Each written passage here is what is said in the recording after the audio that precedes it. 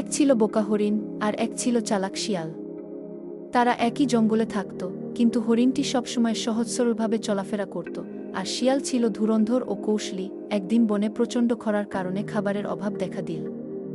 হরিণটি না ভেবেচিন্তে যেখানে সেখানে ঘুরে বেড়াতে লাগল খাবারের খোঁজে, কিন্তু কোথাও কিছু পাচ্ছিল না। এদিকে শিয়াল ভাবল, এই সুযোগ, যদি হরিণটাকে বোকা বানাতে পারি তবে ওর খাবার আমি খেয়ে নিতে পারি। শিয়াল হরিণের কাছে এসে বলল, বন্ধু হরিণ, আমি এক জায়গায় প্রচুর তাজা ঘাস দেখেছি, চলো তোমায় দেখাই। হরিণ খুশিতে লাফাতে লাফাতে বলল, তাই নাকি? তুমি তো সত্যিই ভালো বন্ধু।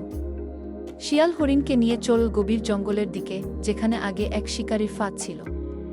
সে জানত যে ফাঁদটা এখনো আছে, কিন্তু হরিণটি ফাঁদের কাছাকাছি যেতেই হঠাৎ করেই একটা কাক ডাকতে শুরু করল উপরে গাছ থেকে। কাকটি ছিল হরিণের বন্ধু। সে বুঝে গিয়েছিল শিয়ালের ফাঁদ। কাক চেঁচিয়ে বলল, হরিণ ভাই, সাবধান, নিচে শিকারীর ফাঁদ।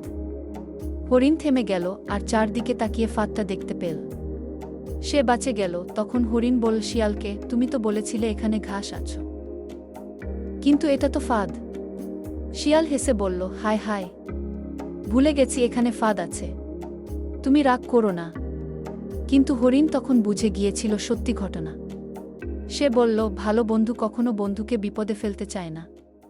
তারপর সে চলে গেল কাকের সঙ্গে, আর শিয়াল একা রইল বনে, নিজের চালাকির ফাঁদে নিজেই বন্দী হয়ে। শিক্ষা, বেশি চালাকি করতে গিয়ে কেউ যদি অন্যকে ঠকাতে চায়, তাহলে একদিন নিজেই ফাঁসে পড়ে।